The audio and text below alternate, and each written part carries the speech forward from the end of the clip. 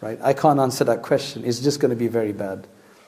A few days ago, last week, there's a female teacher who teaches an alima class of teenagers.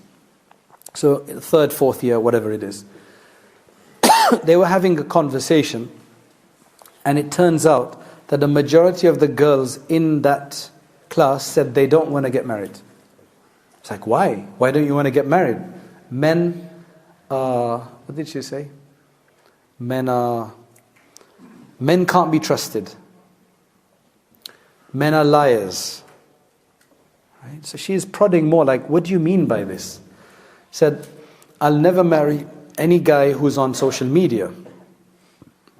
She's seen the worst of it, I guess, right? Of what people do on social media. So then the teacher asked, do you have social media? Yes, I do, but I'm going to get off it now. Alhamdulillah. Right? They've figured it out. Now, my question when I heard that was, why do they think all men are messed up? Because all men are not messed up, okay? Because if that was the case, I mean, that would be very sad for you, right? How do you feel about that?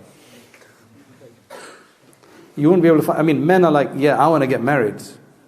But girls don't feel comfortable about that. And it is a problem. Feminism is to blame for a certain amount of that because, say, you don't need men and so on. But it's not fully that. There's somebody I know who, within 5-6 homes from his house, there's 3 Muslim families who have 40-year-old daughters who are not yet married. It is a big issue, okay? And there's multiple reasons for that. So one could be an element of feminism. However, the other issue is the way people are parenting. There is a lot of discrimination against girls in our families.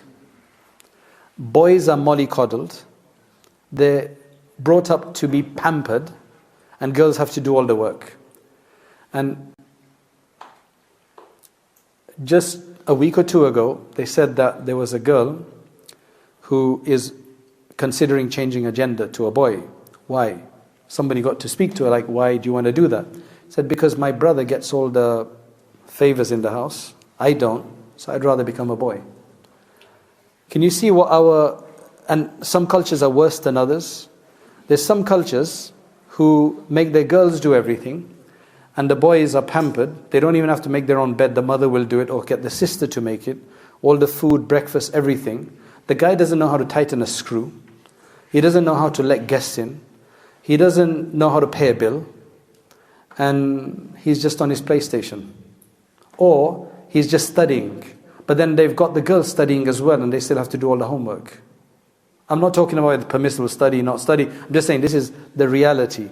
It's as if the boys get a lot more pandering than the girls do. And that's a problem. What we need, and this is an important point, we need to create such a family that your daughter can look at her brother and say that, mashallah, he's such a good guy, that I would like my husband to be like that. The model that you're providing.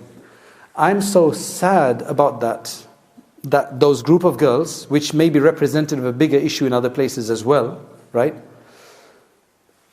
So I asked the question to this teacher. I said, but what about her father, her brother? I said, one of the girls said that my father has been beating up my mum for the last, 20 years, and she just takes it. She just hates men. Because that's what all men are like in her mind. And this is a big issue that we're going to have to solve, because this is a very cultural issue in some cultures.